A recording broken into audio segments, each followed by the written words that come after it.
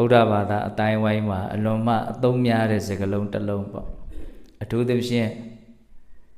ဘာဝနာပိုင်းဆိုင်ရာကိုစိတ်ဝင်စားကြတဲ့ဗုဒ္ဓဘာသာအတိုင်းဝိုင်းမှာအလွန်အသုံးများတဲ့စကားလုံးတစ်လုံးတာမန်လူဒန်းစားတွေမှာလည်းပဲအသုံးများပါတယ်လေဒီခန္ဓာဆိုတဲ့စကားလုံးဗမာစကားလုံးလိုတောင်ဖြစ်နေပါပြီခန္ဓာလို့ပြောလိုက်ရင်ဒီကိုယ်ကောင်ကြီးကိုပဲစိတ်ကတခါတည်းပြေးပြီးတော့မြင်မိပြီးသားနားလည်လိုက်ပြီးသားခန္ဓာဆိုတဲ့စကားလုံးရဲ့အဓိပ္ပာယ်ကအပေါင်းအစုအဖွဲ့အစည်းအစုအဝေးဒီလိုအဓိပ္ပာယ်ရတယ်ပေါင်းစုနေတဲ့သဘောစုစည်းမိနေတဲ့သဘောခန္ဓာဆိုတာအဲ့ဒါဘုန်းဘုန်းတို့ရဲ့ဘဝကိုအပေါင်းစုကြီး5မျိုးနဲ့ဖွဲ့စည်းတည်ဆောက်ထားတယ်အပေါင်းစုကြီး5မျိုးကဘာတော့ရုပ်အပေါင်းစုကြီး1မျိုးနာမ်အပေါင်းစုကြီး4မျိုးရုပ်အပေါင်းစုယူဘက်ခန္ဓာအဲ့တော့ရုပ်ဆိုတာဖောက်ပြန်ခြင်းလို့အကျမ်းများဖြင့်အဓိပ္ပာယ်အဲ့လိုရှိတယ်ဆိုတာကိုယောဂီတို့နားလည်ထားကြပြီလားအပူနဲ့တွေ့ရင်တစ်မျိုးအေးနဲ့တွေ့ရင်တစ်မျိုးစားရရင်တစ်မျိုးမစားရရင်တစ်မျိုးစိတ်ချမ်းသာရင်တစ်မျိုးစိတ်မချမ်းသာရင်တစ်မျိုးကံကောင်းလို့အကြောင်းသိရင်တစ်မျိုးကံမကောင်းလို့အကြောင်းမသိရင်တစ်မျိုးဖြစ်ပြန်တယ်အမျိုးမျိုးသောအကြောင်းကြောင့်ဖောက်ပြန်နေတတ်တဲ့သဘာဝကြီးကိုဘာလို့ခေါ်တော့ရုပ်တဲ့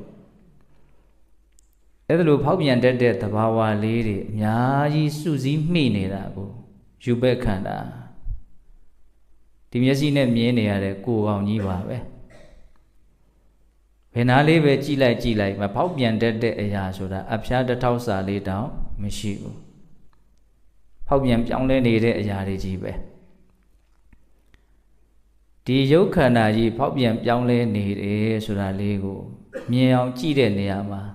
စဉ်းစားဆင်ခြင်တဲ့နေရာမှာအကျဉ်းမြင်အားဖြင့်တော့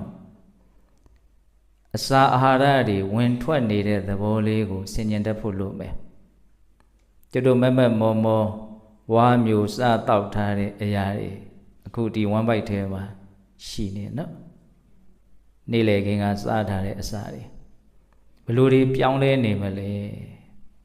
ကိုယ်ကဒီမှာငြိမ်လေးထိုင်နေတာသူတို့ကအဲ့ထဲမှာငြိမ်လေးရှိနေမှာမဟုတ်တောက်ထားတဲ့ရေဓာတ်တွေနဲ့ရောရှက်ပြီးတော့ဖြစ်ချင်တယ်လို့ဖြစ်နေမှာပေါ့အစာအိမ်ထဲမှာအစာအိမ်ထဲကနေတဆင့်ဥသိမ်းတလျှောက်ရွှေလျားနေမှာပေါ့နော်ပြီးရင်ဘယ်ရောက်သွားမလို့ဥမာကြီးတဲ့ရောက်သွားစိတ်ကူးရင်နေတာမဟုတ်ဘူးတကယ်ဖြစ်စဉ်ရုပ်စုဝေကြီးဟာဖောက်ပြန်မှုတရားကြီးဆိုတာကိုမြင်အောင်ကြည့်တဲ့နေရာမှာအခြေခံအဲ့ဒီကစပိုင်နိုင်ကြည့်တဲ့ရမယ်အစာအာဟာရတွေထဲမှာရွှေလျားနေရေတွေရွှေလျားနေတယ်သူ့ကြတော့ပိုးပြီးတော့မြန်ဆန်ရွှေလျားနေတောက်လိုက်တဲ့ရေတွေကြောက်ကနှလုံးကနေစစ်ချပြီးတော့စီးအိမ်ထဲမှာသွားပြီးတော့စုတယ်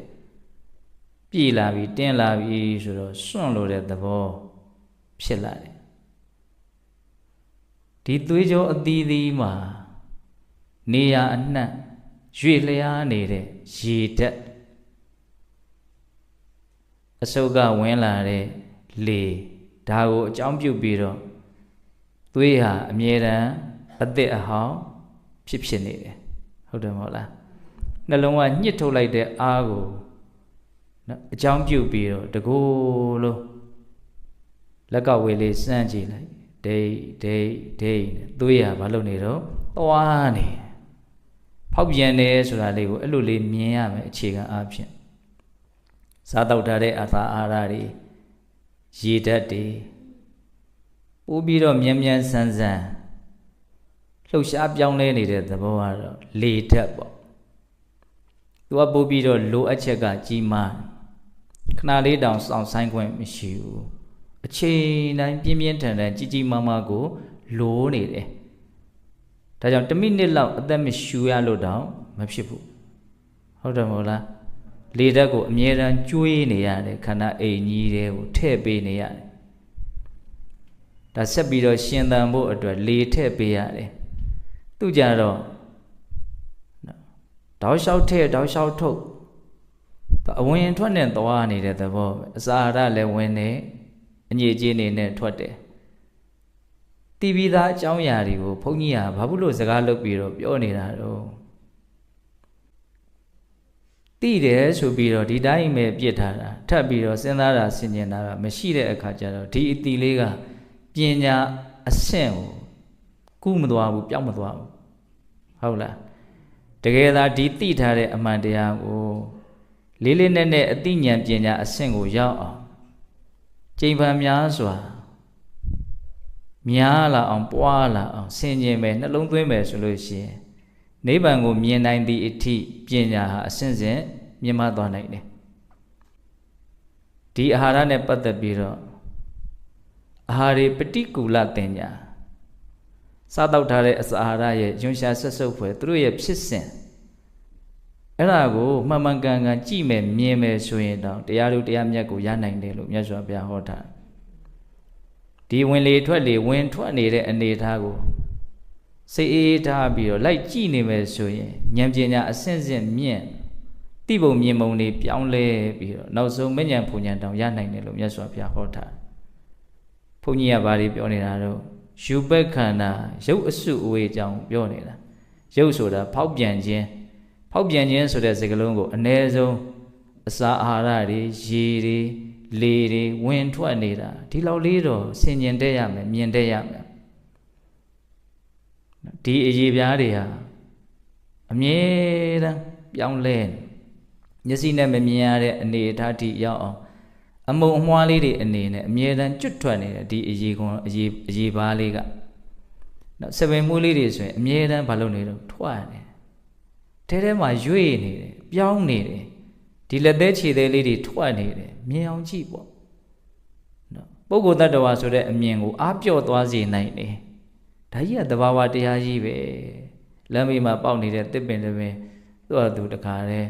အညွန့်နေညောင်နေထွက်ရွက်ထွက်ချင်းထွက်ရင်ချင်းရင်ကျွေးချင်းကျွေးနန္ဒမကိန်းတာနဲ့ကိန်းတာလောက်ပဲအဓိကထူးထူးခြားခြားကွာနေတာတကယ်ရုပ်ဖြစ်စဉ်ကသိပြီးတော့ကွာခြားလာတာမဟုတ်ဒါကြောင့်မြတ်စွာဘုရားကပြင်ဘက်မှာချောင်းနေမြောင်းနေတဲ့မှာစီးဆင်းနေတဲ့ရေဓာတ်နဲ့ဟောဒီသွေးကြောတွေထဲမှာစီးဆင်းနေတဲ့ဟောဒီခန္ဓာထဲမှာစီးဆင်းနေတဲ့ရေဓာတ်ဟာအတူတူပဲရေအတူတူပဲတဲ့ဟုတ်လားပြင်ဘက်မှာတောက်နေတဲ့မီးဓာတ်နဲ့ဒီခန္ဓာကိုယ်စမ်းကြည့်လိုက်ရင်နှွေးလေးတွေ့ရမယ်မီးဓာတ်ချင်းအတူတူပဲလို့မြတ်စွာဘုရားဟောတယ်နော်ဒါဘုန်းကြီးတို့ရဲ့ဘဝကိုယူပက်ခန္ဓာဆိုတဲ့အဲ့ဒီဖောက်ပြန်မှုအစုအဝေးကြီးတစ်ခုနောက်ထပ်အစုအဝေးကြီး၄ခုကပါတော့နာမခန္ဓာတရား၄ပါးနာမ်တရားကိုကြတော့ကျေပြန့်လွန်းလို့ရှုပ်ထွေးလွန်းလို့မြတ်စွာဘုရားကရှုထောင့်၄မျိုးကနေကြည်ပြီးတော့ပြောထားတယ်လို့အကျဉ်းမြင်လေးအလိုနားလေးရနန္တရားကိုနားလည်မှုအရေးကိုရှေ့ရှုပြီးတော့ထင်ရှားရာကိုအရင်စပြီးတော့မြတ်စွာဘုရားပြောလိုက်တယ်ဘယ်ကနေစပြောတော့ဝေဒနာခန္ဓာဝေဒနာတို့ရဲ့အစုအဝေးဝေဒနာဆိုတာဘာတော့ခံစားမှုခံစားစံစားစကားနှစ်ထွေတရားနေမှာဝေဒနာဓာတ်ခန္ဓာမှတ်လို့တဲ့လေဒီဆိုဘုရားကြီးရဲ့အဲ့ဒီလင်္ကာထဲမှာအဲ့လိုလေးရေးထားတယ်ခံစားတယ်လို့ပြောတာတွေရှိတယ်စံစားတယ်လို့ပြောတာတွေရှိတယ်အဲ့ဒါဘာကိုပြောနေတာလဲဆိုတော့ဝေဒနာကိုပြောနေတာတဲ့ဟုတ်လားအဲ့ဒီဝေဒနာကကိုယ်ဤချမ်းသာခြင်းစိတ်ဤချမ်းသာခြင်းကိုယ်ဤဆင်းရဲခြင်းစိတ်ဤဆင်းရဲခြင်းချမ်းသာခြင်းဆင်းရဲခြင်းမထင်ရှားတဲ့ဥပေက္ခအကျဉ်းမြင်၅မျိုးလောက်နားလေရမယ်ထပ်ပြီးတော့အကျဉ်းချုပ်ခြင်းနဲ့ဆိုရင်တော့ချမ်းသာခြင်းဆင်းရဲခြင်းချမ်းသာခြင်းဆင်းရဲခြင်းမထင်ရှားတဲ့အလယ်လတ်ဥပေက္ခဝေဒနာဒုက္ခဝေဒနာဒုက္ခဝေဒနာအဒုက္ခမဒုက္ခဝေဒနာအသုံးများတာတော့အဲ့လိုလေးအသုံးများတယ်မြတ်စွာဘုရားအဲ့ဒီမှာချမ်းသာခြင်းကိုယ်ဤချမ်းသာခြင်းရဲ့စိတ်ဤချမ်းသာခြင်းရဲ့လို့နှမျိုးခွဲရမယ်နော်ဒုက္ခဝေဒနာရဲ့သောမနတဝေဒနာရဲ့ဆင်းရဲခြင်းကိုလည်းပဲကိုယ်ဤဆင်းရဲခြင်းစိတ်ဤဆင်းရဲခြင်းဟုတ်တယ်စိတ်နဲ့ကိုယ်နဲ့ကိုခွဲပြီးတော့ဝေဒနာပိုင်းဆိုင်ရာမှာခွဲပြီးတော့နားလည်ကြည့်ရမယ်တခါလေဒီရုပ်စုဝေးကိုကောင်ကြီးကဘာမှအဆင်မပြေတာသိမရှိဘူး ဒါပေမဲ့စိတ်ထဲမှာတော့တော်တော်ကိုအဆင်မပြေဘူးပင်ပန်းနေအဲ့ဒီဆင်းရဲမှုကပိုးတောင်မှကြီးမားတယ်လို့ဆိုခြင်းတယ်ဟုတ်လားခန္ဓာကိုယ်ယောဂဝေဒနာနှိပ်စက်လို့ဆင်းရဲတဲ့ဒုက္ခဝေဒနာခံစားနေရတဲ့ကြားထဲမှာအမှန်တရားကိုသိအောင်မြင်အောင်လေ့ကျင့်ထားလို့ကြိုးစားထားလို့မြင်မာတဲ့ဉာဏ်ရှိတဲ့ပုဂ္ဂိုလ်တွေကစိတ်နှလုံးကိုမထိခိုက်စေဘဲနဲ့စိတ်ချမ်းသာမှုရှိအောင်နေနိုင်ကြတယ်ကိုယ်ဆင်းရဲတော်လည်းပဲစိတ်မဆင်းရဲအောင်နေနိုင်ကြတယ်ခန္ဓာကိုယ်မှာတော့ဆင်းရဲတဲ့သဘောဖြစ်တယ်သို့တော့စိတ်ထဲမှာတော့ဆင်းရဲတဲ့သဘောမဖြစ်ဘူးကိုယ်သာနာသည်စိတ်မနာစေနဲ့ဆိုအဲ့ဒါကိုပြောတာဟုတ်လားအဲ့ဒါဝေဒနာကိုအကျဉ်းမြတ်ဖြင့်ကိုယ်ဆင်းရဲခြင်းစိတ်ဆင်းရဲခြင်းကိုယ်ချမ်းသာခြင်းစိတ်ချမ်းသာခြင်းနော်အလေအလတ်ဥပေက္ခဒုက္ခဝေဒနာသောမနတဝေဒနာဒုက္ခဝေဒနာဒေါမနတဝေဒနာဥပေက္ခဝေဒနာအဲ့ဒီဝေဒနာကလည်းပဲအလွန်များပြားတဲ့သဘာဝတရားဖြစ်တဲ့အတွက်ကြောင့်သူ့ကိုလည်းပဲအစုအဝေးကြီးတစ်ခုအနေနဲ့မြတ်စွာဘုရားဟောတယ်နော်ဒီချမ်းသာပုံချမ်းသာနည်းလေးတွေကလည်းအမျိုးမျိုးပဲဆင်းရဲပုံဆင်းရဲနည်းလေးတွေကလည်းအမျိုးမျိုးပဲဘလောက်ဆင်းရဲပြီးတော့ဘလောက်ချမ်းသာတာတော့ပမာဏသဘောအနေနဲ့စဉ်းစားကြည့်နော်ဆင်းရဲတယ်ဆိုတဲ့နေရာမှာတောင်နည်းနည်းဆင်းရဲတယ်အလဲလက်လောက်ပဲဆင်းရဲတယ်အရန်ကိုဆင်းရဲတယ်ရှိတယ်မို့လားချမ်းသာတယ်ဆိုရင်လည်းအတော်အသင့်ပဲထိုက်တဲ့လောက်ပဲဟာတော်တော်လေးကိုချမ်းသာတယ်ဟာအလွန်အကျူးကိုချမ်းသာတယ်နော်ဝေဒနာတွေမှာ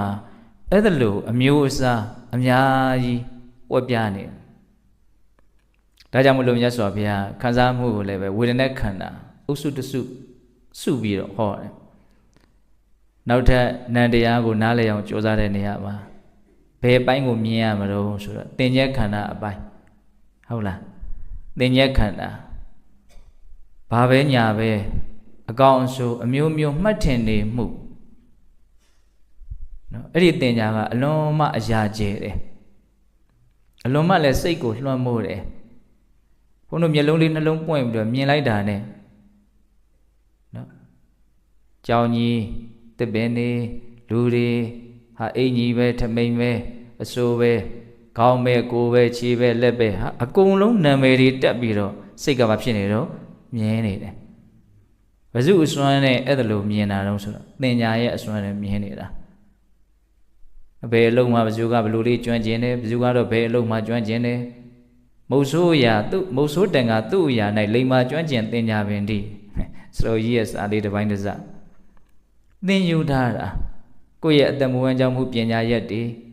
အမျိုးမျိုးအကောင်းအဆိုးအမျိုးမျိုးနားလည်ထားတာတက်ကျွမ်းထားတာသိထားတာ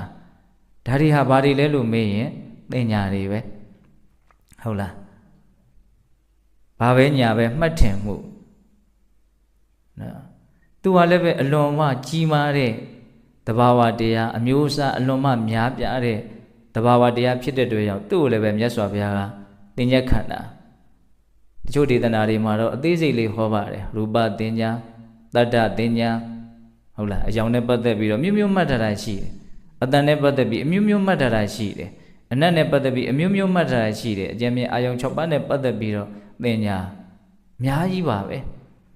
ဒါကြောင့်သင်္ညက်ခန္ဓာဟုတ်ပြီနော်ဝေဒနာခန္ဓာသင်္ညက်ခန္ဓာပြီးတော့ပါတော့သင်္ခါရခန္ဓာသင်္ခါရဆိုတာပြုလုပ်စေစော်မှုဒါစာသံပေတံလေးပါအောင်ပြောတာပေါ့နော်စေတနာကောင်းဆောင်တဲ့စေတသိက်တရားတွေအကောင်းဆုံးအမျိုးမျိုးဖြစ်ပေါ်နေတယ်အဲ့ဒါဘုန်းကြီးကတော့သင်္ခါရဆိုတဲ့စကားလုံးလေးတွေကိုအကျဉ်းများဖြင့်လူငယ်လေးတွေနားလဲအောင်စိတ်ထဲကတုံ့ပြန်နေတတ်တဲ့သဘောနော်တုံ့ပြန်နေတတ်တဲ့သဘောတခုခုဖြစ်လာပြီဆိုစိတ်ကအမြဲတမ်းပြန်တုံ့ပြန်တယ်နော်ဆိုကြပါစို့မမောစရာအာယုန်နဲ့တွေ့ရင်စိတ်ကဘလို့တုံ့ပြန်တော့လောဘဖြစ်ပြီးတော့တုံ့ပြန်တယ်မကျေနပ်စရာအာယုန်နဲ့တွေ့ပြီဆိုရင်စိတ်ကဘလို့တုံ့ပြန်တော့ဒေါသဖြစ်ပြီးတော့တုံ့ပြန်တယ်နော်တောက်လျှောက်အချိန်မဆိုင်ဘူးနော်တယောက်ကကိုယ့်ကိုမကြည်တဲ့မျက်လုံးနဲ့ကြည့်မယ်ဆိုရင်တောင်ဟာကိုကလည်းထောင်းကနေမှဖြစ်တော့စိတ်ထဲကဒေါသဖြစ်တယ်ဘာမှမလုပ်ရသေးဘူးနော်ကြည်တာလေးနဲ့တောင်မရဘူးဟုတ်လားနော်ပြောမယ်ဆိုမယ်ဆိုရင်တောက်လျှောက်နော်ကိုဒီလေးရောက်လုံမယ်ဆိုရင်တော့ဘယ်ပြောဝယ်ရရှိမလို့စ စိတ်ကတောက်လျှောက်ပါဖြစ်တာတော့တုံ့ပြန်တာအထူးသဖြင့်ဆိုးတဲ့ဘက်မှာမကောင်းတဲ့ဓာတ်တတိတွေထွက်ပြီးတော့တုံ့ပြန်တဲ့အပိုင်းတွေကအလွန်များတယ်ဟုတ်လားကောင်းတဲ့ဘက်မှာလည်းတုံ့ပြန်တာတွေရှိတာပါပေးခြင်းနဲ့ကြွေးခြင်းနဲ့စိတ်ထဲကကြည်နူးပြီးတော့တတ္တဝါတွေရဲ့ပုံမှာကောင်းစေခြင်းနဲ့မေတ္တာသဘောလေးတွေဆွန့်လွတ်ခြင်းတဲ့သဘောလေးတွေဟုတ်လားပြီးရင်သိမြင်နားလည်မှုဘဝအကြောင်းလောကအကြောင်းနဲ့နဲ့ဆိုင်ဆိုင်သိခြင်းနဲ့သိအောင်လဲလုပ်တယ်အဲ့ဒီသိတာကိုလည်းစိတ်ထဲကကျင့်တတ်တယ်ဒါပါတွေတော့အလောဘအဒေါသအမောဟဟုတ်လားများသောအားဖြင့်အတွေ့အကြုံနဲ့ပတ်သက်ပြီးတော့ဒီစိတ်ကတုံ့ပြန်နေတတ်တာကဘယ်လိုပုံစံမျိုးနဲ့တုံ့ပြန်တာလို့ဆိုရင်လောဘဒေါသမောဟဖြစ်တဲ့ပုံစံနဲ့ပဲတုံ့ပြန်တာများပါတယ်ဟုတ်လား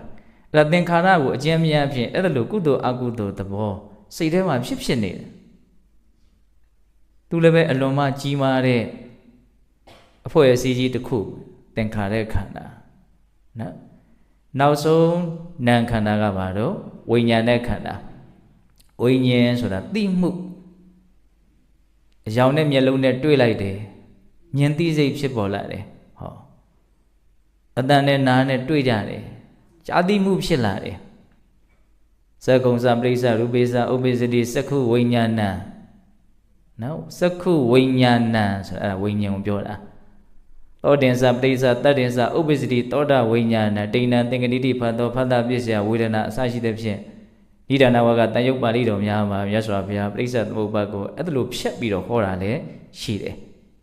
လက်တွေ့ကလေးဟောတာနော်အတိတ်တုန်းကဘဝဟာဆင်းရဲတယ်လို့မသိတဲ့အတွက်ကြောင့်ဘဝရရာကြောင့်အလုပ်တွေကိုလုပ်ခဲ့တယ်အဲ့ဒါကအဝိဇ္ဇာပစ္စယသင်္ခါရအဲ့ဒါနောက်ဆုံးနေ့မှာပရိစ္ဆေသမုပ္ပါဒ်အကြောင်းပြောပြမယ်နော်ခုပြောနေတာဘာတော့ဝိညာဉ်အကြောင်းပြောတော့စကားတွေကတဝေထိုးပြီးတော့ပြောရင်တဲ့အကြောင်းအရာလေးမပြောလိုက်ရပဲနေမှာဆိုလို့ဟုတ်လားအဲ့တော့ဝိညာဉ်ဆိုတာသိမှုအစုအဝေးအကြံဉာဏ်ဝင်ဝိညာဏတ္တ6ပါးဟုတ်လားတကယ်နံတရားတွေထဲမှာအဲ့ဒီဝိညာဉ်ကခေါင်းဆောင်တယ်ဒါပေမဲ့ဒေသနာဟောစဉ်မှာတော့မြတ်စွာဘုရားထင်ရှားရာကိုစပြီးတော့ဟောတယ်ဝေဒနာကိုအရင်ဟောတယ်ယောဂီတို့ရဲ့စိတ်ထဲမှာလည်းပဲဝေဒနာသင်ညာသင်္ခါရဝိညာဉ်လို့ဒီလိုစွဲနေအောင်မှတ်ထားကြတယ်ဟုတ်လားတကယ်ဖြစ်စဉ်မှာဘယ်သူခေါင်းဆောင်တာတော့ဝိညာဉ်သိပြီးမှသူနဲ့တွဲပြီးတော့ကျန်တာတွေဖြစ်တာခေါင်းဆောင်တယ်ဆိုတာကရှင်းနောက်ဖြစ်တယ်ဆိုတာကိုပြောတာမဟုတ်ဘူးသူအဓိကကြတယ်လို့ပြောတာဟုတ်လားသူတို့ကတပြိုင်တည်းဖြစ်တပြိုင်တည်းပြတ်တဲ့သဘာဝတွေဒါနဲ့ခေါင်းဆောင်တယ်ဆိုတော့သူဖြစ်ပြီးမှကျန်တာတွေဖြစ်တယ်လို့ထင်ပါဆိုလို့အလွန်စမ်းကြယ်တဲ့နားလည်ဖို့အလွန်မှခက်ခဲတဲ့သဘာဝတရားတွေပါပဲဒါတွေအကြောင်းကိုတကယ်နားလည်လို့ရှိရင်ဒါတွေပုံမှာမမုန်းမှုကင်းသွားမှာနော်ခုဒါတွေရဲ့ပုံမှာပဲအမျိုးမျိုးထင်မှားပြီးတော့အထူးသဖြင့်တော့ဘယ်သူပဲဘယ်ဝါပဲထင်နေတဲ့အထင်မှားမှုကြီးငါပေါ်စိတ်ကောင်းလေးရှိရှာတယ်ဘယ်သူပေါ့တကယ်တမ်းငါပေါ်စိတ်ကောင်းတာကဘယ်သူမဟုတ်ဘူးဘယ်ဝါမဟုတ်ဘူးဘာကြီးတော့စိတ်ကြီးပဲလေစိတ်ကြီးကငါ့ကိုမုန်းနေတာစိတ်ကြီးကငါ့ကိုချစ်နေတာတကယ်ကဟုတ်လားသို့တော့စိတ်ကိုမြင်သလားကျွတ်တော့အမြင်ဘူးနော်နန္တရားအလုပ်လုပ်နေတာသူ့တန်တန်မှာကိုယ့်အပေါ်မှာသူ့ရဲ့သဘောထားလေးတွေကောင်းတဲ့သဘောထားလေးတွေလည်းဖြစ်ချင်းဖြစ်မယ်ဆိုးတဲ့သဘောထားလေးတွေဖြစ်မယ်အဲ့ဒီနန္တရားဆိုတဲ့သဘောထားလေးတွေကိုဒါလေးတွေကနန္တရားလေးတွေဝေဒနာသင်ညာသင်္ခါရဝိညာဉ်လေးတွေလို့ဘုန်းကြီးတို့တွေကပိုင်းခြားပြီးတော့မသိဘူးအဲ့ဒါလေးတွေကိုဘယ်လိုထင်တာတော့ဘယ်သူအဲ့ဒီမှာပြဿနာတက်တာပဲချစ်စရာရှိရင်အဲ့ဒါအလွန်မင်းချစ်တော့မှာမုန်းစရာရှိရင်လည်းအလွန်မင်းမုန်းတော့မှာနန္တရားလေးလို့မြင်လို့ရှိရင်စိုးစိုးဝါးကြီးမုန်းလို့မရဘူးဆွဲလန်းလန်းကြီးချစ်လို့မရဘူးဒါလက်တွေ့ကိုယ့်အကိုတွေးကြည့်ဟုတ်လားအဲ့ဒါဒီခန္ဓာ၅ပါးကိုဘုန်းတို့နားလည်အောင်ကြိုးစားတဲ့နေရာမှာယူဘက်ခန္ဓာအကြောင်းနားလည်ဖို့ကအရင်ကြီးမခက်ဘူးပေါ့နော်မြင်တော့မြင်နေရတဲ့သဘာဝဟုတ်လားနာမခန္ဓာအကြောင်းပြောရတာကြတော့နားလည်ဖို့ဉာဏ်ပါဖို့လိုတယ်ပေါ့နားလည်ဖို့အတွက်နော်သိတယ်စိတ်ထဲမှာခံစားရတယ်ဘာပဲညာပဲမှတ်ထင်မှုကတွဲပါလာတယ်တပြိုင်တည်းတုံ့ပြန်လိုက်ပြီစိတ်ကနန္တရားတွေအဲ့လိုအလုံးလုံးနေတာအချိန်တိုင်းတော့ အခုဘုန်းကြီးပြောတဲ့အတန်ကိုနားထောင်ဘာကောင်းဆောင်ဖြစ်သောတာဝိညာဉ်ဟုတ်တယ်မို့လားအဲ့ဒါကိုတခါလေမနောဝိညာဉ်အထဲထဲမှာအမျိုးမျိုးနော်ဆက်သွယ်ပြီးတော့ဒါကိုတင်ညာကဒါဆိုရင်ဒီဥစ္စာကဒီအိဗယ်ကိုပြောတာဟုတ်လားအဲ့လိုဆိုရင်စိတ်ထဲမှာခံစားမှုကလည်းအမျိုးမျိုးလာမယ်နော်ဒါနဲ့ပတ်သက်ပြီးတော့တုံ့ပြန်မှုကလည်းအမျိုးမျိုးလာမယ်နော်နားလည်မှုဖြစ်သွားတယ်ဆိုရင်တော့အလွန်မြင့်မြတ်တဲ့တုံ့ပြန်မှုကလေးရအဲ့ဒါဆိုရင်ဆက်ပြီးတော့ငြိမ်းအေးမှုလည်းရနော်ဒီခန္ဓာ၅ပါးနဲ့ပတ်သက်ပြီးတော့မြတ်စွာဘုရားကဒေသနာတော်တော်များများကိုဟောတဲ့နေရာမှာဒီခန္ဓာ၅ပါးကိုအသုံးပြုပြီးတော့ဟောတာတော်တော်များတယ်မြတ်စွာဘုရားဟောတဲ့ဒေသနာတွေကိုဘာလဲလို့အဓိပ္ပာယ်ကိုလိုရင်းကောက်ချက်ဆွဲရမယ်ဆိုလို့ရှိရင်ဘဝရဲ့အကြောင်းကိုအမှန်သိပြီးတော့ဘဝရဲ့ပေါ်မှာမမောမှုကင်းသွားရေးကိုဥတည်ပြီးတော့ဟောတာနော်ဘုရားဟောတဲ့ဒေသနာတွေရဲ့လိုရင်းပန်းတိုင်ကဘဝရဲ့အကြောင်းကိုအမှန်သိဖို့အမှန်သိတယ်ဆိုတာဘာကိုရည်ရွယ်ပြောတာလဲဆိုတော့ဒုက္ခသစ္စာဆင်းရဲခြင်းသဘာဝတွေဖြစ်နေတာလို့ပိုင်းခြားပြီးတော့သိတာကိုရည်ရွယ်ပြောတာတကယ်တမ်းကဘဝဆင်းရဲတဲ့သဘောပဲအဲ့ဒီအမှန်တရားကြီးကိုအခုပြောနေတဲ့လူရောနားထောင်နေတဲ့လူတွေရောပြီးပြင်းပြင်းဂဂနနသိကိုမသိသေးဘူးမသိတော့ဒီဆင်းရဲတဲ့တရားကြီးရဲ့ပုံမှာအမျိုးမျိုးမမောတယ်တွေ့တာတယ်ဆွဲလန်းတယ်စုပ်ကိုင်းထားတယ်ဟုတ်လားအဲ့တော့ဒီလိုစိတ်တွေဖြစ်နေတဲ့အခါကျတော့သေပြီလဲဆိုရောအဲ့ဒီလောဘဓာတ်ကနောက်ထပ်ဘဝတစ်ခုကိုထပ်ပြီးတော့ဖြစ်စေတယ်တဏှာပေါ်နဘဝိကဘဝဖြစ်ပြီဆိုလို့ရှိရင်ဘဝနဲ့ပတ်သက်ဆက်ဆက်နေတဲ့ဒုက္ခတွေဟာတခါတည်းတွဲပြီးတော့ပါလာပြီးသားဘဝမငြိမ်းရင်ဒုက္ခမငြိမ်းဘူးဘဝမချုပ်ရင်ဒုက္ခမချုပ်ဘူးအဲ့တော့မြတ်စွာဘုရားကတကယ့်ဒေသနာတွေကိုဘလို့ရည်ရွယ်ချက်နဲ့ဟောတာလဲလို့မင်းအဓိကဘဝချုပ်ပြီးတော့ဒုက္ခချုပ်သွားရေးပဲအဲ့လို့ဆိုရင်ဘဝကဘာလို့ဖြစ်နေတာတုံးဆိုလောဘကြောင့်ဖြစ်နေတယ်အဲ့ဒီလောဘဘာကြောင့်ဖြစ်တာတုံးဆိုရင်ဆင်းရဲတယ်ဆိုတဲ့ဒုက္ခသစ္စာဘဝရဲ့ဆင်းရဲတဲ့သဘာဝကိုအမှန်မသိလို့အဲ့ဒီလောဘကဖြစ်တာအဝိဇ္ဇာကြောင့်လောဘဖြစ်တယ်လောဘကြောင့်ဘဝဖြစ်တယ်ဘဝဖြစ်လို့ဒုက္ခတွေဖြစ်နေတယ်ဘယ်တော့မှမချုပ်ဘူးဒီတိုင်းသွားဒုက္ခဘယ်တော့မှမချုပ်ဘူးဟုတ်လားအဲ့ဒါမြတ်စွာဘုရားဒုက္ခချုပ်စေခြင်းတယ်ဒုက္ခချုပ်ခြင်းနဲ့ချုပ်စေခြင်းနဲ့ဆိုရင်ဘဝချုပ်မှဒုက္ခချုပ်မယ်ဘဝကလည်းလောဘချုပ်မှဘဝချုပ်မယ်လောဘကလည်းအဝိဇ္ဇာချုပ်မှလောဘချုပ်မယ်ဒီလိုသွားတာဒါကြောင့်ဘဝရဲ့အကြောင်းကိုအမှန်သိအောင်ပြောပြဖို့မြတ်စွာဘုရားကြိုးပမ်းအထောက်ခဲ့တာဟုတ်တယ်မဟုတ်လား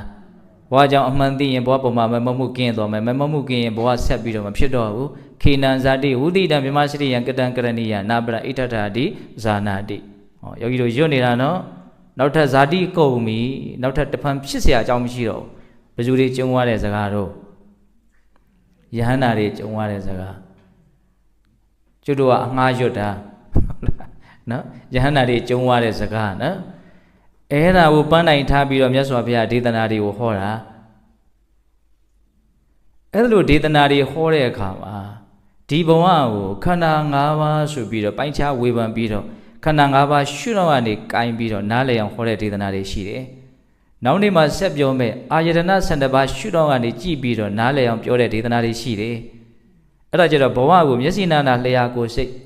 6ပုံပုံလိုက်တယ်။အပြင်ဘက်ကပတ်ဝန်းကျင်လောကကြီးကိုအာယုံ6ပါးအနေနဲ့6ပုံပုံလိုက်တယ်12ပုံအမလည်းပြန်ကြတော့အသေးသေးပြောရနော်အဲ့ဒါဘဝရဲ့အကြောင်းကိုနားလည်အောင်ဒီနေ့ကဘယ်နှပုံပုံတော့9ပုံပုံနဲ့အချင်းချုပ်ကြိုက်တယ်ဆိုရင်အဲ့ဒါနံတရား၄ပါးကိုတပုံနဲ့ပုံပြီးတော့ယုံနံလို့2ပုံနဲ့ပုံပြီးတော့သွားရင်လဲလိုရာခရီးလိုရာပန်းတိုင်ကိုရောက်နိုင်သေးတာပဲဟုတ်လားအဲ့ဒါဒီနေ့ခန္ဓာ၅ပါးဆိုပြီးတော့9ပုံပုံပြီးတော့မြတ်စွာဘုရားဟောတဲ့ဒေသနာဘလောက်များလဲဆိုလို့ရှိရင်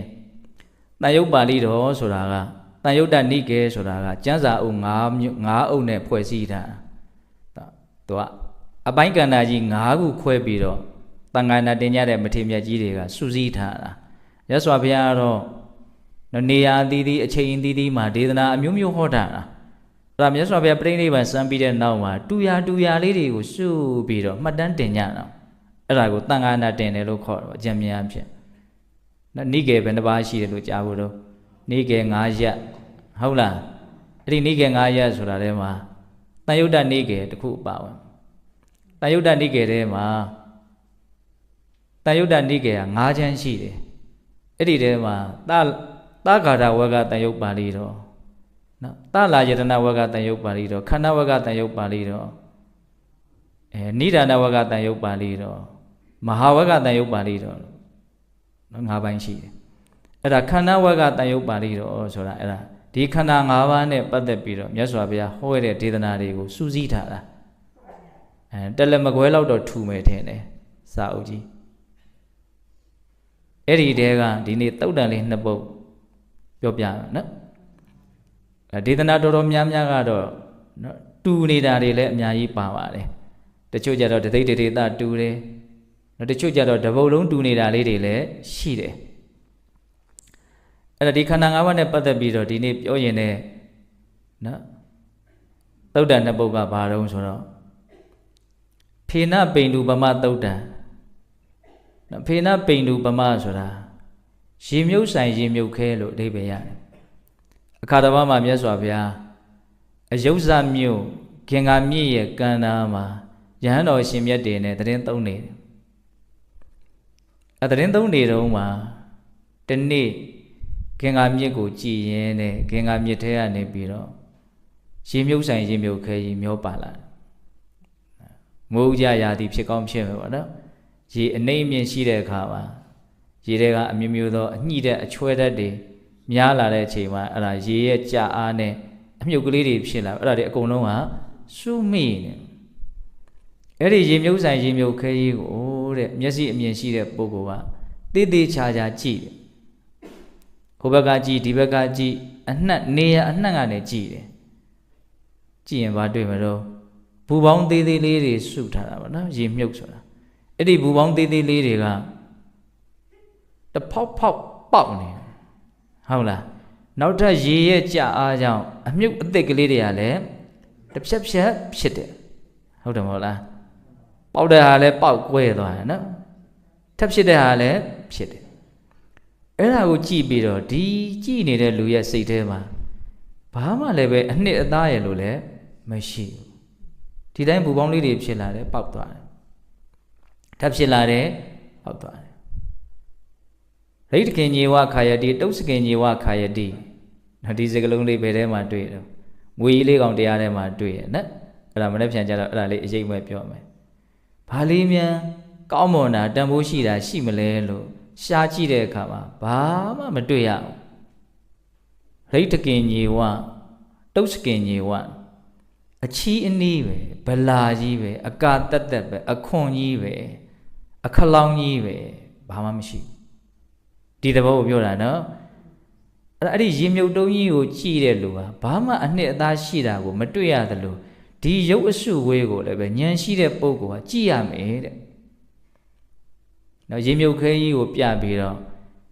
ရုပ်အစုဝေးကြီးဟာဒီရေမြုပ်ခဲကြီးနဲ့တူတယ်လို့ပြောတာပါပဲအဲ့ဒါဘုန်းကြီးတို့ရဲ့ရုပ်အစုဝေးကိုဟိုအကိုပြန်ပြီးတော့မလုပ်မလို့စူးစမ်းရမယ်အဲ့ဒီမှာမြတ်စွာဘုရားသုံးနှုန်းတဲ့စကားလုံးလေးနေဇာယတိဥပပရိက္ခတိနေဇာယတိဆိုတာသူအမြဲကြည်တာကြည်ပြီးရင်ကြည်ကြည်ပြီးရင်ကြည်တာကိုပို့ပြီးတော့စိတ်ထဲမှာရှင်းရှင်းလင်းလင်းမြင်အောင်နားလည်သဘောပေါက်မှုအားကောင်းအောင်သူကစင်ဆက်မပြတ်ကြည်တဲ့သဘောဟုတ်လားဥပပရိက္ခတိဆိုတာကသူကထဝန်းကျင်ကြည်တာထဝန်းကျင်ကြည်တာဆိုတာကဘယ်လိုလေးနားလည်ပြီးတော့ဆိုတော့ဘက်စုံထောင်းစုံကနေကြည်လက်တွေ့အသုံးချရမယ်နော်ဒီစကလုံးနှလုံးကိုတော့ဘုန်းတို့ဒီရုပ်အစုအဝေးကြီးကိုကြည့်တဲ့အခါမှာ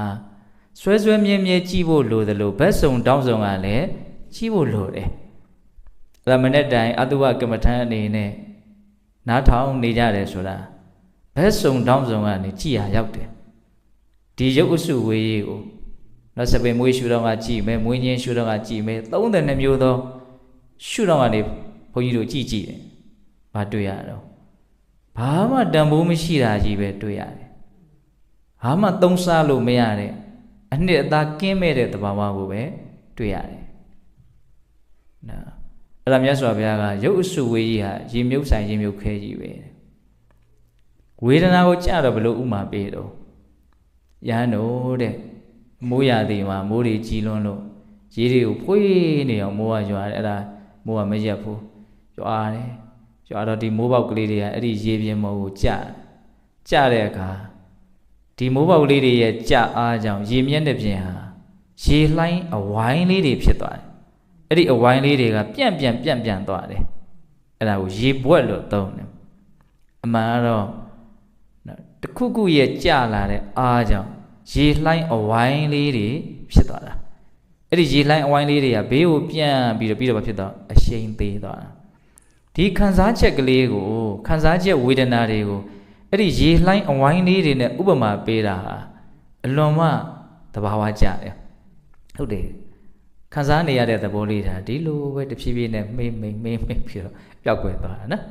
ဆင်းရဲတဲ့သဘောလည်းဒီလောက်ကြီးမဟုတ်ချမ်းသာတဲ့သဘောကလည်းဒီလောက်ကြီးမဟုတ်အရှိန်လေးရှိတဲ့လောက်ကလေးပဲရောက်ဆိုအဝိုင်းလေးထင်လာတယ်ပြီးတော့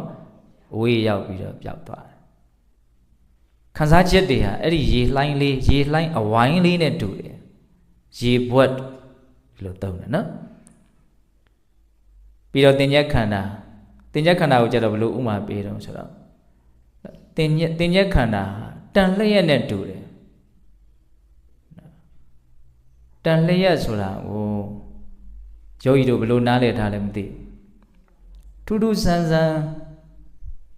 ဘုန်းကြီးလွန်ခဲ့တဲ့10နှစ်လောက်က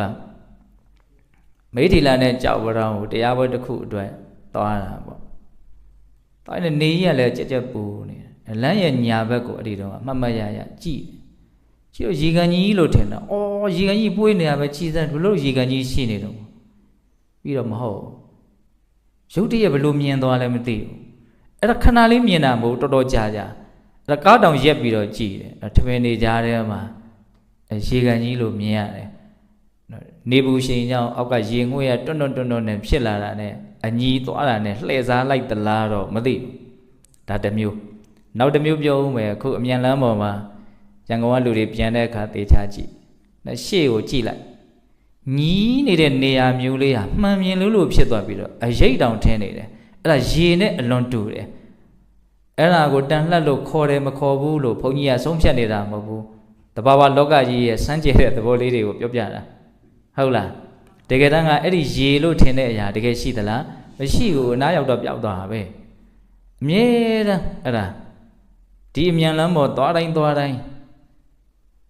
မရိစီကူပမာတင်ညာ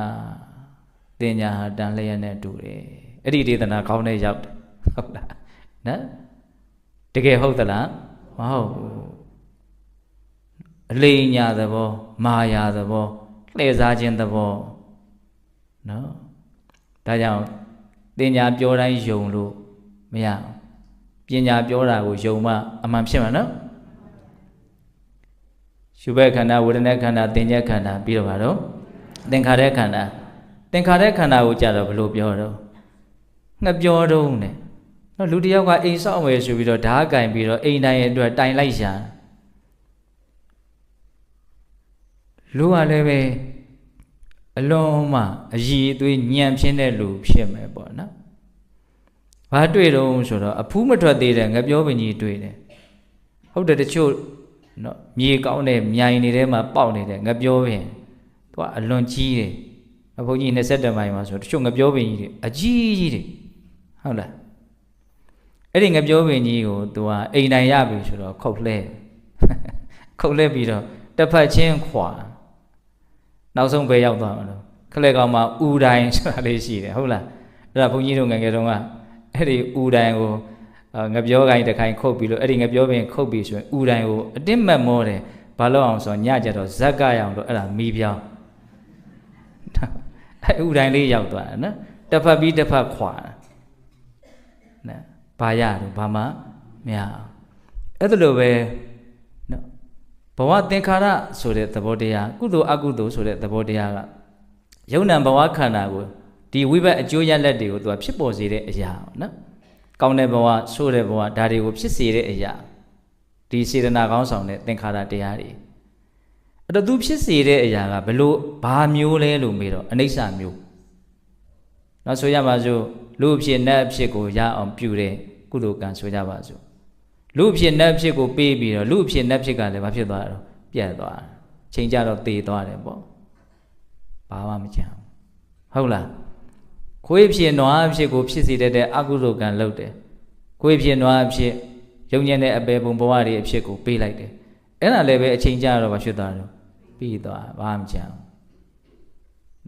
ငပြောပင်ကြီးကိုအိမ်တိုင်းလုပ်ဖို့အတွက်ခုတ်တဲ့ငမိုက်သားလို့တစ်ဖက်ပြီးတစ်ဖက်ခွာကြည့်တာဘာမှသူ့အတွက်အသုံးချစရာဘာမရနော်ဒီဘဝတွေထဲမှာဒီယုံနံတွေထဲမှာဘာမှအသုံးကျတာ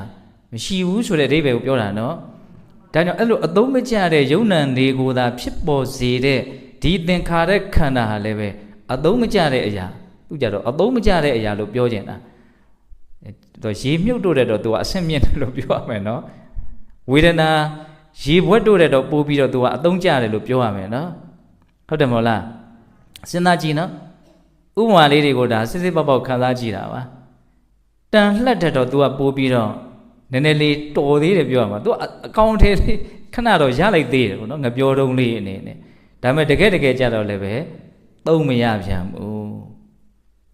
နော်ယူဘခန္ဓာဝေဒနာခန္ဓာသင်္ညက်ခန္ဓာသင်္ခါရခန္ဓာဟောဝိညာဉ်နဲ့ခန္ဓာတဲ့ဝိညာဉ်နဲ့ခန္ဓာကိုကြတော့မြတ်စွာဘုရားမဟာယူပမင်္စဝိညာဏံတိစိတ်ဒီဝိညာဉ်တရားတွေဟာမျက်လက်သမားနဲ့တူတယ်လို့ဟောနော်စိတ်ကဘလို့လိန်တယ်လဲစိတ်ကဘယ်သူ့ကိုလိန်တာလဲစိတ်ကစိတ်ကိုပြန်ပြီးတော့လိန်တာတကယ်ကစိတ်ကလိန်တာကိုစိတ်ကပြန်ခံရတယ်ပို့ပြီးတော့ရှင်းအောင်ပြောရင်ရှေ့စိတ်ကလိန်တာကိုနောက်စိတ်ကယုံတယ်ပေါ့နော်အဲ့လိုပဲပြောရတော့မယ်နော်အဲ့ဒါမျက်လက်သမားဆိုတာကိုမြင်အောင်ကြည့်မျက်လက်ဆိုတာတကယ်တမ်းကအတုရောင်ပဲလေနော်အလွန်လျင်မြန်တဲ့သူတို့ရဲ့လေ့ကျင့်အားတွေကိုအသုံးပြုပြီးတော့ကြည့်တဲ့လူကိုတခါတည်းလှည့်စားနိုင်တယ်။အော်စရာကြီးနော်တချို့မျက်လှည့်တွေဆိုလို့ရှိရင်အဲ့လိုပဲဒီစိတ်ဟာ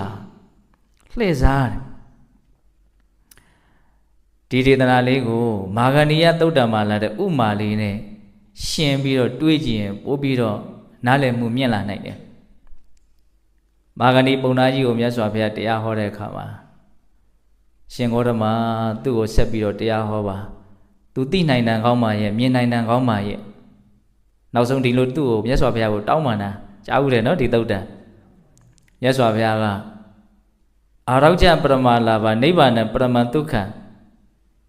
ကျမ်းမာခြင်းဟာအကောင်းဆုံးလက်လာပါနိဗ္ဗာန်ဟာအကောင်းဆုံးချမ်းသာလို့အဲ့ဒီဂါထာကိုရွတ်လိုက်တဲ့အခါကျတော့ဟာတို့ပုံနာတွေအစဉ်အဆက်ရွတ်တဲ့ဂါထာနဲ့အတူတူပဲသူကချီးမွမ်းတယ်အမှန်ကအဲ့ဒါကဘုရားဟောခဲ့တဲ့ဒေသနာအစဉ်စဉ်လက်ဆင့်ကမ်းမှုနော်အပြောင်းလဲတွေကြောင့်ပုံနာတွေလက်ထဲကိုရောက်နေတာအဲ့တော့မြတ်စွာဘုရားကကျမ်းမာခြင်းဒီအကောင်းဆုံးလက်နိဗ္ဗာန်ဒီအကောင်းဆုံးချမ်းသာဆိုတော့သင်ဘယ်လိုမြင်တာတော့ဟာသူအခုကျမ်းမာနေတယ်ဒါကျမ်းမာခြင်းလက်ကိုရဒါကြောင့်သူအခုနိဗ္ဗာန်ရနေတယ်ဒါထက်ကောင်းတဲ့ချမ်းသာထပ်ပြီးတော့ရှားနေတဲ့အကြောင်းမရှိဘူးအဲ့လိုမြင်တာနော်အဲ့တော့မြတ်စွာဘုရားကဒီဆင်းရဲတုံးဆင်းရဲခဲ့ယောဂတုံးယောဂခဲ့ကြီးကိုပဲကျမ်းမာတယ်လို့ပြောနေတာမင်းတော့ကမ်းတာမရှိဘူးဒီသဘောမျိုးပြောတာနော်နိဗ္ဗာန်ချမ်းသာလဲ तू မသိဘူးတကယ်တမ်းကအာရောကျပရမလာပါကျမ်းမာခြင်းဒီအကောင်းဆုံးလက်ဆိုတာကဒေသနာက2မျိုးလောက်နားလည်မှပြည့်စုံပါဟုတ်တယ်ပဂရိကျမ်းမာလို့ရှိရင်လေရခြင်းထဲမှာအကောင်းဆုံးရခြင်းပဲပိုက်ဆံရတာကျန်တဲ့ဘလို့လောကီချမ်းသာတွေရတာမျိုးထက်မဆိုးကျမ်းမာရေးကိုရခြင်းဟာတာလွန်တယ်ဘာလို့ဆိုကျမ်းမာရေးမကောင်းရင်ဘာမှသုံးမရအောင်လေဒါပေမဲ့လို့သူ့ထက်မြင့်တဲ့ဒေသနာနဲ့ရှင်ရမယ်ခန္ဓာကိုယ်ဟာတခဏမြတ်တောင်မကျမ်းပါဘူးခန္ဓာကိုယ်ဟာအနာတုံးကြီးပဲဘယ်တော့မှဒီရုပ်ခန္ဓာကြီးနဲ့တွဲပြီးတော့ကျမ်းမာခြင်းဆိုတာကိုစစ်မှန်တဲ့ကျမ်းမာခြင်းဆိုတာကိုမရနိုင်ဘူးအဲ့ဒီဒီမြင်ရမယ်နော်အဲ့ဒါနိဗ္ဗာန်ရောက်မှကျမ်းမာခြင်းမကျမ်းမာတဲ့အခြေအနေပျောက်သွားမယ်ကျမ်းမာခြင်းလို့မသုံးချင်ဘူးမကျမ်းမာတဲ့အခြေအနေဟာဘယ်ကျမ်းမာပျောက်နော်ရုပ်ခန္ဓာဖြစ်နေတယ်မြမကျမ်းမာခြင်းဖြစ်နေတယ်ကျမ်းမာခြင်းဘယ်တော့မှမရှိဘူးအဲ့ဒီမှာမြတ်စွာဘုရားဟောတဲ့အခါသူကံအစဉ်အတန်းဆိုတဲ့ဥမာပေးတယ်မင်းတို့ပုံသားတွေရှေ့ကပြောတဲ့လူစကားနောက်လူကယုံတယ်အရှေ့ကလူကလည်းကန်းတယ်အဲ့ဒါသူကံအစဉ်အတန်းရှေ့ဆုံးလူကအကန်းသူ့နောက်ကခပုံစဆွဲလိုက်တဲ့လူကလည်းအကန်း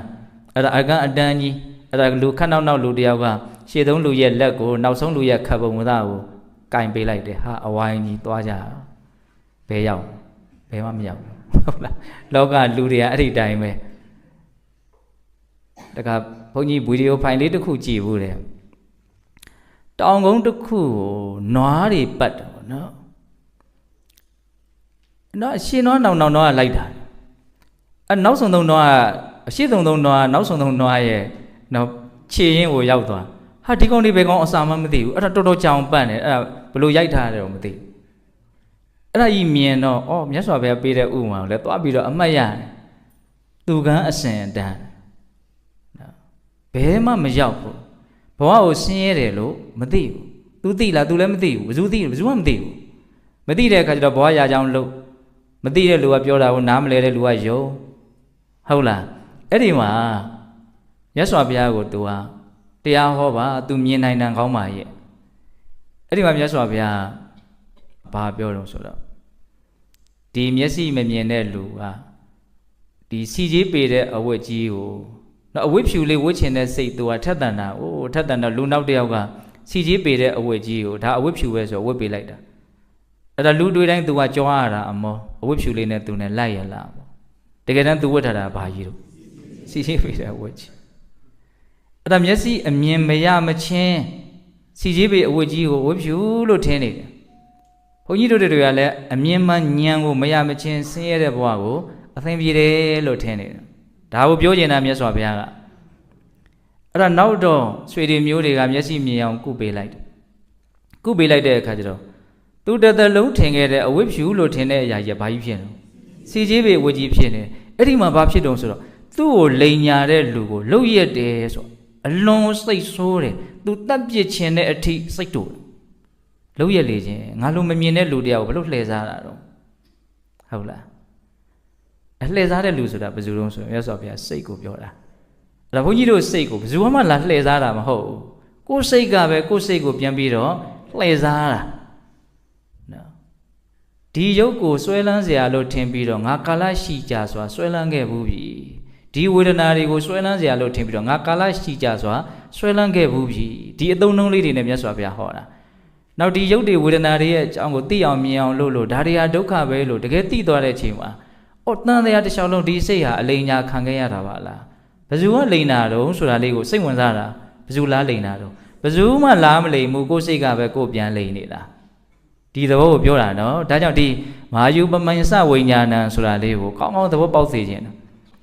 ဘုန်းကြီးကတော့သိသဘောမပေါက်ဘူးဘလို့လေးလိမ်သွားတာတော့ဒီစိတ်ကတစ်ခွာကြီးသဘောမပေါက်ဘူးလို့ပြောတာနော်ဝေဒနာတို့ရေပွဲနဲ့တူတယ်ဆိုတာလေးကသဘောပေါက်ဖို့ဒါနဲ့စာရင်နည်းနည်းလေးလွယ်တယ်ပေါ့နော်ရုပ်အစုဝေးကြီးကရေမြုပ်ဆိုင်ရေမြုပ်ခကြီးနဲ့တူတယ်ဆိုတာသဘောပေါက်ဖို့ဒါနဲ့စာရင်လွယ်တယ်နော်စိတ်ကအမြဲတမ်းလိမ်ညာနေတယ်လို့မြတ်စွာဘုရားဟောတယ်ကျွတ်တို့သဘောပေါက်လားသိမပေါက်ဘူးဟုတ်တယ်လိမ်ညာနေမှသိရင်ဘယ်အလိမ်ညာခံရတော့မလို့လိမ်ညာနေမှမသိလို့အလိမ်ညာခံရတာပေါ့ဟောအဲ့လိုလေးကြည်မှဒီစိတ်ဟာဒီစိတ်ကိုပြန်ပြီးတော့ဘလို့လိမ့်နေတယ်ဆိုတာတို့မသိပါလားဆိုတာရေးရေးလေးပေါ်မယ်နော်ဒါပေမဲ့ဘုရားဟောတာမြတ်စွာဘုရားတပ္ပညုတဉာဏ်ကိုယုံကြည်သောအဖြစ်စိတ်ဟာစိတ်ကိုအမြဲလိမ့်နေတယ်ဆိုတာကိုတော့လက်ခံထားရမယ်ပေါ့နော်အဲ့ဒါလိုမြတ်စွာဘုရားဟောပြီးတော့ဂါထာတွေတော်တော်များများဆက်ပြီးတော့ဟောတယ်အဲ့ဒီဂါထာလေးတွေကိုစောစောကဘုံကြည့်ပြောစရာအလွန်ကောင်းတာပဲဆိုပြီးတော့အဲ့ဒါဘုံဒီမှာရေးလာတယ်နော်အဲ့ဒီဟောထားတဲ့ဂါထာတွေအလွန်ကောင်းလို့ရွတ်ပြဖေနပိနုပမံရူပံဝေဒနာပုပ္ဖုလူပမာမရိစီကူပမာတင်ညာသင်္ခါရဂရလူပမာမာယုပမေစဝိညာဏံဒေတိတာဒိဋ္ဌဗန္ဓုနာနေမင်းရဲ့အဆွေဖြစ်တော်မူတဲ့မြတ်စွာဘုရားဟောခဲ့တယ်တဲ့ရုပ်အစုဝေးဟာရေမြုပ်ဆိုင်ကြီးနဲ့တူတယ်ခံစားချက်တွေဟာရေပွဲနဲ့တူတယ်မှတ်သားမှုဘာပဲညာပဲမှတ်ထင်မှုဆိုတာတွေဟာတန်လျက်နဲ့တူတယ်အကောင်းဆုံးအမျိုးမျိုးပြုလုပ်မှုတွေဟာငှပြောတုံးနဲ့တူတယ်နော်တိစိတ်ဝိညာဉ်ကတော့မျက်လက်ဆရာကြီးပဲဘယ်သူဟောခဲ့တာတော့မြတ်စွာဘုရားဟောခဲ့တာတဲ့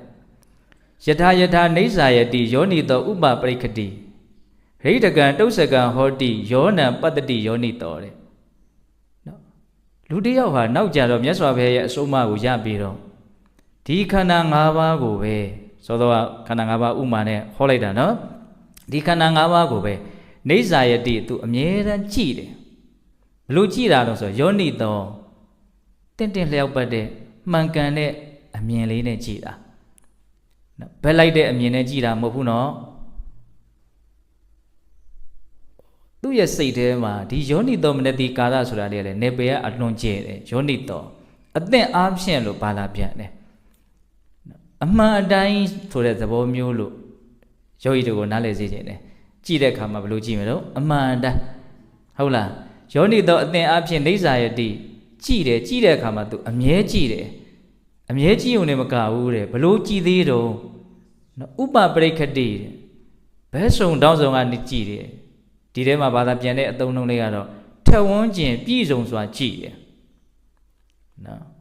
ဝေဒနာကိုကြည့်တဲ့နေရာမှာလည်းဒုက္ခကိုလည်းကြည့်မယ်ဒုက္ခကိုလည်းကြည့်မယ်ဥပေက္ခကိုလည်းကြည့်မယ်စိတ်ချမ်းသာကိုလည်းကြည့်မယ်ကိုယ်ချမ်းသာကိုလည်းကြည့်မယ်အမျိုးမျိုးခံစားမှုမှန်သမျှကိုစုံအောင်ကြည့်မယ်ဒီသဘောကိုပြောတာနော်အဲ့ဒါလိုကြည့်တဲ့အခါမှာကောင်းကောင်းသူမြင်လာတယ်မှန်မှန်ကန်ကန်သူမြင်လာတယ်မြင်လာတဲ့ခါကျတော့သူ့စိတ်ထဲမှာဘလို့နားလည်မှုရသွားလဲဆိုတော့ရိဋ္ဌကံတုတ်စကံဟောတိတဲ့ဟောတာကအကျိုးရလတ်ပဲအလွန်ရတဲ့အကျိုးရလတ်ပေါ့နော်ရိဋ္ဌကံအချီးနှီးပဲနော်တုတ်စကံအလကားပဲဟောနော်ခန္ဓာ၅ပါးကိုဆွဲဆွဲမြဲမြဲကြည့်တယ်ဘက်စုံတောင်းစုံကနေကြည့်တယ်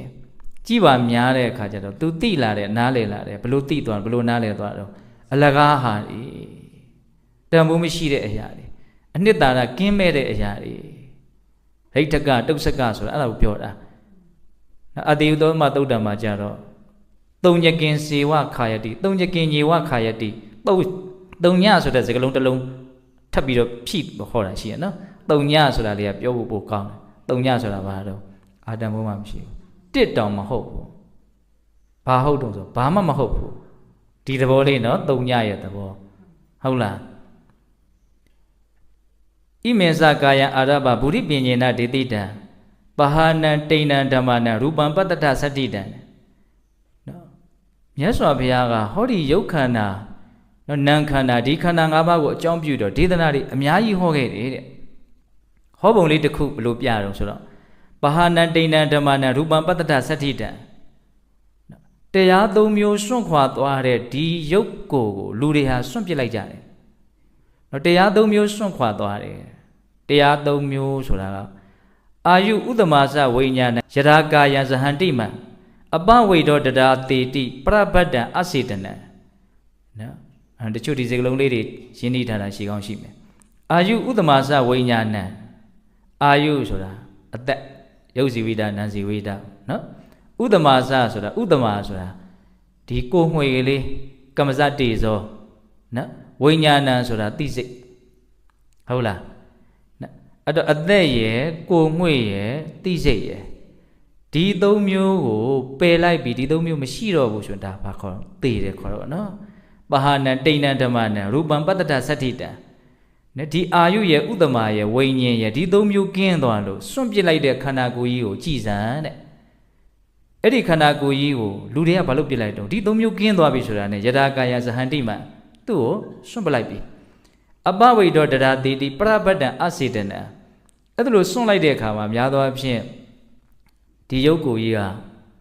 နော်စန့်စန့်ကြီးဖြစ်နေတာပဲများတော့နော်သေတိဆိုတာနော်တောင်းတောင်းကြီးစန့်စန့်ကြီးနော်လဲလျောင်းတဲ့ပုံစံမျိုးနဲ့ပဲလူတွေဟာစွန့်ပစ်ရတယ်လူသေးပြီဆိုရင်ဘယ်လိုပဲဖြစ်နေတော့ထိုင်ရကြီးဘယ်သူမှမထားဘူးနော်ရက်လို့ကတော့သူရက်ကိုမရအောင်အဲ့တော့ဘာလုပ်ထားတုံလုံးပဲလှည့်ထားရတာပေါ့ဟုတ်လားအပဝိဒောတရာတေတိနော်တေတိဆိုတာလေယောင်းရဤနော်စန့်စန့်ကြီးဖြစ်နေတော့အဲ့လိုဆိုရင်အဲ့ဒီအစေတနာစိတ်ကင်းနေတဲ့စိတ်စေတနာကင်းနေတဲ့ဒီရုပ်အစုဝေဟာဘာဖြစ်သွားအောင်ဆိုတော့ပရပတ္တံသူတော်ဘာအစာဖြစ်သွားတယ်ပိုးလောက်တွေကစားမယ်စားရှောက်မှုမရှိဘူးဆိုရင်ခွေးတွေကစားမယ်ငှက်မျိုးစုံထိုးမယ်နော်ကြီးတော်ဖြစ်သွားမှာနော်အဲ့ဒါကိုမြတ်စွာဘုရားဟောတာဒီရုပ်အစုဝေဒီရုပ်စုဝေကိုအမိပြုပြီးတော့ဖြစ်နေတဲ့နာအစုဝေဒီအစုဝေတွေရဲ့နောက်တုတ်ဆဖြစ်ပုံတုံညဖြစ်ပုံတန်ဖိုးမဲ့ပုံကိုထင်ရှားအောင်အဲ့ဒါကိုပြောတာနော်ဆက်ပြီးတော့မြတ်စွာဘုရားဘယ်လိုဟောတော့ဧတာဒိတာယံတတ္တာသောမာယာယံဘာလလာပိနိ ဝရကောဧတာအခါတော့တာတော့ဣဋ္ဌနဝိစတိနော်ဒီခန္ဓာကိုယ်ကြီးကမာယာသဘောပဲတဲ့လှည့်စားထားတဲ့သဘောပဲနော်ဘာလလပိနေဒီမာယာသဘောဆိုတာတော့စိတ်ကိုအဓိကတော့ပြောချင်တာပေါ့နော်ဘာလလပိနေဆိုတာတော့အသိဉာဏ်မရှိတဲ့ပုဂ္ဂိုလ်တွေကိုအလွန်မှစကားသံတွေစကားတွေကိုပြောစေတတ်တယ်စကားပေါ်စေတတ်တယ်ဒါကိုနားလည်လားမသိဘူးနော်ဘုန်းကြီးတို့ပြောနေတဲ့စကားတွေဟာများသောအားဖြင့်ဘာနဲ့ပတ်သက်ပြီးတော့ပြောနေတာတော့ဒီခန္ဓာ၅ပါးနဲ့ပတ်သက်ပြီးတော့ပြောနေတာဒီဘဝနဲ့ပတ်သက်ပြီးတော့ပြောနေတာဟုတ်လားအဲ့တော့ဒီနေရာမှာစကားများလိုက်တာကွာတခါလေတိတ်မကြားကျင်တဲ့စကားတွေကြားပြီးဆိုမများလေများတယ်ထင်တာလေအဲ့လိုခံစားချက်တွေရှိတယ်မဟုတ်လားရှိရနော်စကားအပိုးတွေပြောတယ်မဟုတ်တာတွေပြောတယ်ဘာနဲ့ပတ်သက်ပြီးတော့ပဲပြောနေကြတာတော့ဘဝနဲ့ပတ်သက်ပြီးတော့ပဲပြောတာဘာလလပိနေလူမိုက်တွေကိုအမျိုးမျိုးမြည်တမ်းစေတယ်စကားတွေအမျိုးမျိုးထွက်စေတယ်မဟုတ်တာတွေရောဟုတ်တာတွေရောအဲ့လိုလေးခံစားစေချင်တာနော်မြတ်စွာဘုရားရဲ့အသုံးနှုန်းလေးဟုတ်လားဣတာဒိတာယံတန္တာသောမာယာယံဘာလလပိနေဝရကောဧတာအခါတော်တဲ့ဒီတရားတွေကိုမြတ်စွာဘုရားလူသားသမားတွေနဲ့တူတယ်လို့ခေါ်တယ်တဲ့တာတော့ဣဋ္ဌနဝိဇတိတကယ်အနှစ်အသာဘာမှတော့ရှိမနေဘူးတဲ့နော်ဒါမြတ်စွာဘုရားဟောတဲ့ဂါထာလေးတွေကိုအကျဉ်းချင်းပါလာပြန်ပြတာဧဝံခန္ဒီအဝခေယဘိက္ခုအာရထဝေရိယောဒီဝဝယတိဝရတိန်သမ္ပဇာနောပဋိတတောတဲ့ဒါကြောင့်မို့လို့အသိဉာဏ်ရှိတဲ့ပုဂ္ဂိုလ်ဟာနေရောညရောတတိတမ္ပဇင်တရားလက်ကင်ထားပြီးတော့ဒီတရားတွေရဲ့သဘာဝကိုအမှန်သိအောင်ကြည့်ရှုရမယ်အဝခေယဆိုတာကြည့်ရှုတာကိုပြောတာအခုယောဂီတို့အဲ့ဒီအလုပ်ကိုလုပ်တာနော်ဆက်ပြီးတော့နောက်ဆုံးကထာလေးမြတ်စွာဘုရားပြောတယ်ဇေဟေယတပ္ပတန်ယောကံကရိယတရဏတနောစရိယာဒိဋ္ဌာတိသောဝပတ္တေယံဣဇုတံပဒံနော်ဒါလေးကတိုက်တွန်းထားတာပေါ့ဇေဟေယတပ္ပတန်ယောကံကရိယတရဏတနောစရိယာဒိဋ္ဌာတိသောဝပတ္တေယံဣဇုတံပဒံအဓိပ္ပာယ်ကပြောတာတော့ဇဟေယတပ္ပတန်ယောဂဒုက္ခတွေနဲ့စိတ်နဲ့အမြဲတမ်းဆက်သွယ်ပေးနေတယ်တန်ရောစဉ်လို့ဆိုတဲ့နော်ဒီမှာတော့သူကယောဂနော်တပ္ပတန်ယောဂဒုက္ခတွေနဲ့ဆက်ဆက်ကိလေသာတရားတွေကိုပဲပြောတာပါပဲအဲ့ဒါတွေကိုစွန့်လိုက်ပါဒုက္ခနဲ့ကိုယ်နဲ့ကိုအမြဲတမ်းပူတွဲနေစေတဲ့ချီနှောင်ထားတဲ့ဒီကျိုးတွေကိုဖျက်တောက်လိုက်ပါဒီသဘောပြောတာနော်ဇဟေယတပ္ပတန်ယောဂဒုက္ခတွေနဲ့အမြဲတမ်းဆက်ဆက်ပေးနေတဲ့ဒီကိလေသာတရားတွေကိုစွန့်လိုက်ပါကရိယတရဏတနောကိုယ့်ရဲ့အာကိုရာအစစ်ကိုရအောင်ပြုပါကိုယ့်ရဲ့အာကိုရာအစစ်ဆိုတာအသိဉာဏ်ကိုပြောတာပါနော်ဒီသဘာဝတရားတွေဟာဒီလိုဖြစ်နေတာလို့မှန်မှန်ကန်ကန်သိရင်အဲ့ဒီသိမှုဟာကိုယ့်ရဲ့အာကိုရာပဲအာကိုဓာတ်ဒီအထိတော့အသိဉာဏ်ကမြင်မဖို့လိုမှာနော်မတောက်တစ်ခေါက်အသေးလေးမစွတ်မဖို့အသေးလေးလောက်နဲ့တော့လဲအာကိုရာဖြစ်အောင်မှာမဟုတ်ဘူးဒါလေးကိုလည်းခွဲခြမ်းပြီးတော့နားလည်ဖို့လိုမယ်နော်ကိုအားကိုထိုက်တဲ့အဆင့်ထိရောက်အောင်ကိုယ့်ရဲ့အသိဉာဏ် level ကိုမြင့်တင်ရမယ်ဘယ်နည်းနဲ့မြင့်တင်ပါတော့အမှန်မြင်အောင်ကြည့်တဲ့နည်းနဲ့မြင့်တင်ရမယ်ဘလို့လုံးလမျိုးနဲ့မြင့်တင်ရမှာတော့ဆိုတော့စရိယာဒိဋ္ဌာတိသောဝါခေါင်းမီးလောင်ခံရတဲ့လူရဲ့လုံးလဝရိယမျိုးတဲ့ကဲခေါင်းမီးလောင်တယ်ကျန်တာတွေနောက်ထားဒီမီးအရင်မြင်ရမယ်အဲ့လိုပဲကျန်တာတွေနောက်ထားဒီအတိမှန်အမြင်မှန်ရအောင်အရှင်လုပ်ရမယ်ဒီလိုစိတ်ထားမျိုးမြတ်စွာဘုရားကရှိစေခြင်းတာနော်စရိယာဒိဋ္ဌာတိသောဝပတ္တယံဣဇုတံပဒံဣဇုတံပဒံဣဇုတံရွှေလျားခြင်းကင်းတဲ့ပဒံနိဗ္ဗာန်နော်စိတ်စေတသိက်ယုတ်နိဗ္ဗာန်ပရမတ္ထတရားကြီး၄ပါးရှိတယ်အခုဟာစိတ်စေတသိက်ယုတ်အကြောင်းပြောနေတာစိတ်စေတသိက်ကိုငါ၄ပိုင်းခွဲလိုက်တယ်နမခန္ဓာနော်ယုတ်ရခန္ဓာ၅ပါးစိတ်စေတသိက်ယုတ်ဒီအကြောင်းကိုပြောတာနော်သူတို့ကဘာတွေတော့အလကားဟာတွေအချီးနီးတွေတန်ဖိုးမဲ့တွေအနှစ်အသားမရှိဘူးဒီသဘောနော်ဘာကြံနေသေးတော့နိဗ္ဗာန်နိဗ္ဗာန်ဆိုတာအရှိတရားယုံနာဆိုတာအဖြစ်တရားဟောဒီလိုလေးလဲနားလည်ဖို့လိုတယ်နော်အဲ့ဒီအငြိမ့်တဲ့နိဗ္ဗာန်ကိုဆိုက်ရောက်လို့ရှိရင်ကိလေသာတရားတွေကုန်မယ်ကိလေသာကုန်လို့ရှိရင်ကိလေသာကြောင့်ဖြစ်မဲ့ဘဝဆက်ဖြစ်เสียကြောင်းမရှိဘူးဘဝဟာဒုက္ခအဲ့ဒီနီးနဲ့ပဲချုပ်သွားနိုင်တယ်နော်ဒါကြောင့်အဲ့ဒီလိုမျိုးချုပ်ငြိမ်းဖို့ဒီနိဗ္ဗာန်ဆိုတဲ့အငြိမ့်တဲ့ကိုတောင့်တပြီးတော့ နော်ပတ္တယံဣစုတံပဒံအရွေလျားမှုမရှိတဲ့နိဗ္ဗာန်ဆိုတဲ့အငြိမ့်တက်ကိုတောင့်တပြီးတော့စရိယာဒိဋ္ဌာတိတော်ဟာ